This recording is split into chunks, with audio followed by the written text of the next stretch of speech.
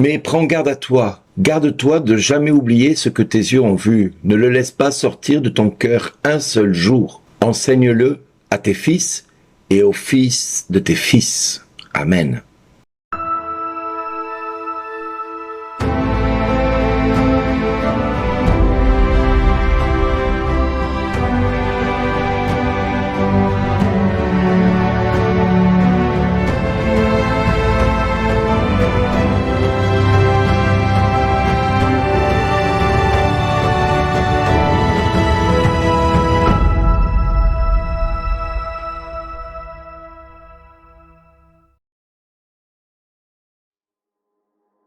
Bonjour les amis, qu'est-ce que nous devons garder?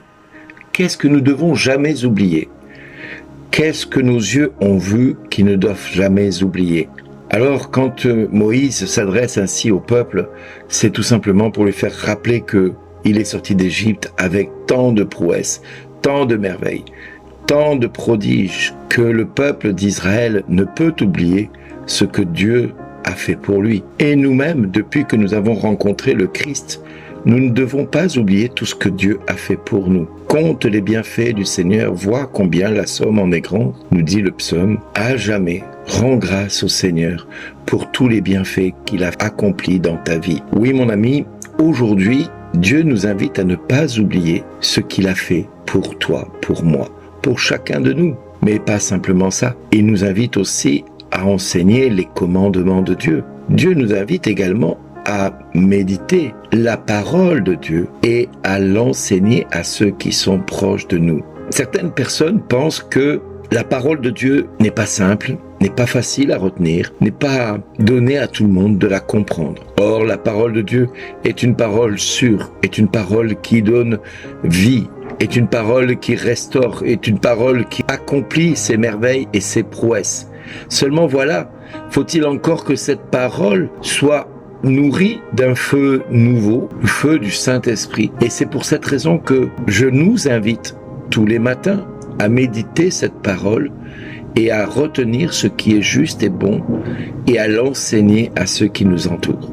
Chaque fois que vous écoutez la parole du jour et que vous lisez les textes du jour avant d'écouter ces 7 minutes, vous faites bien. Effectivement, c'est bien de les lire, mais c'est bien d'abord de prier pour demander au Saint-Esprit de venir vous enseigner cette parole, de venir vous montrer ce que vous devez retenir de cette parole. La parole de Dieu doit être quelque chose qui doit être comme une lumière dans notre chemin. Elle doit être comme cette lumière qui va éclairer chacun de nos pas dans la nuit. Elle doit être comme cette lumière qui, pour un vélo, va nous permettre d'être visible et de pouvoir voir où l'on va. Il arrive des nuits où le soleil n'éclaire pas la lune, si bien qu'on appelle cette nuit-là une nuit noire, où rien n'est éclairé par la lune, par le reflet du soleil sur la lune. Parce qu'il s'agit bien de cela, être éclairé par un reflet durant la nuit.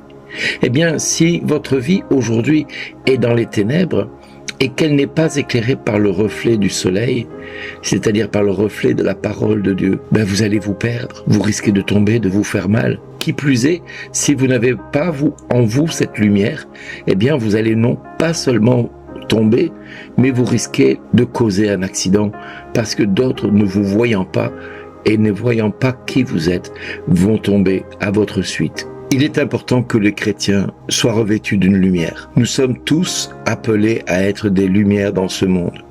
Oh, pas pour briller comme étant des gens intelligents et puissants. Non, quoique si. Parce que la parole nous dit que les commandements de Dieu vont nous rendre l'intelligence et la sagesse. Mais vous rendez-vous compte que cette parole, elle retentit aujourd'hui encore comme étant pour nous l'occasion d'être un peuple sage et intelligent devant toutes les nations de la terre. Alors, ceux qui sont avec des dieux penseront que nous sommes une grande nation, parce que nous avons un seul Dieu qui est capable de nous éclairer, de nous conduire au long de nos journées, de nos nuits, et d'éviter que nos pieds trébuchent et que notre cœur tombe dans le péché. Le Seigneur est proche de nous, et surtout si nous l'invoquons en esprit et en vérité. Si tu veux être de cette nation appelée à être lumière dans les ténèbres, alors avec moi, demande au Père de te donner la grâce, d'entendre ses commandements, d'avoir la connaissance de ses commandements, de les apprendre, de les méditer et de les enseigner aux fils que tu as reçus et aux fils de tes fils. Et cela aussi longtemps que ta vie sera dans ce monde, comme une source de lumière pour ceux qui sont autour de toi. Mon ami, demande au Père qu'il éclaire ta route en ce jour. Papa, viens éclairer ma route ce matin. Papa, par ta sagesse, enseigne-moi la justice, la vérité. Enseigne-moi ce que tu veux que je comprenne de la vie. Enseigne-moi quel est le chemin que je dois emprunter. Enseigne-moi ce que je dois faire et comment je dois le faire. Viens en ce jour éclairer mon discernement et me montrer ce à quoi je suis appelé pour pouvoir mieux répondre. Seigneur, guide mes pas. Seigneur, montre-moi tes chemins, ces chemins qui me sont restés cachés trop longtemps. Viens, Seigneur, aujourd'hui me montrer ce que tu veux que je fasse pour toi. Accorde-moi le discernement. Rends-moi sage et intelligent selon tes Écritures. Enseigne-moi, Père, pour que je ne sois pas un peuple sans sagesse et sans intelligence.